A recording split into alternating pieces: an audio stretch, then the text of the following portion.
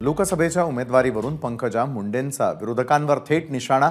नेहमी ऐनवेळी कुणाला तरी उमेदवारी देण्याची विरोधकांवरती वेळ येते। भाजपच्या विरोधात लढणारा उमेदवार भाजपत येतो असं पंकजा मुंडे म्हणाले आहेत आणि त्यामुळे यंदा काहीही होऊ शकतं असा सूचक इशारा पंकजा मुंडेंनी दिलेला आहे।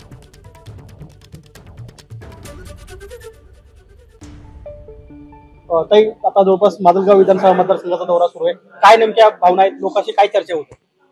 चर्चा म्हणजे आता याच्यामधले सर्वच जण माझे पक्षाचे सहकारी आहेत। त्यांच्या बरोबर मी गेले अनेक वर्ष काम करत आहे।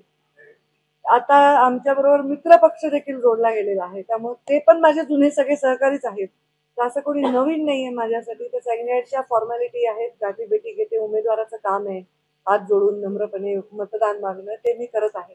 15 दिवस झाला आपली उमेदवारी जाहीर होऊन, अद्याप पुढचा उमेदवार कोण हे ठरत नाहीये। म्हणजे आम्ही रोज नाव चालवतो, एक पुढे एक मागं, पण हे असं पहिल्यांदा होतंय की बीडच्या राजकारणामध्ये एक उमेदवार ठरलाय, 15 दिवसापूर्वी घोषणा होते आणि राष्ट्रवादीचा उमेदवार मात्र 15 दिवस झाला आणखी ठरला नाही। हे असं बऱ्याच वेळा झालेलं आहे।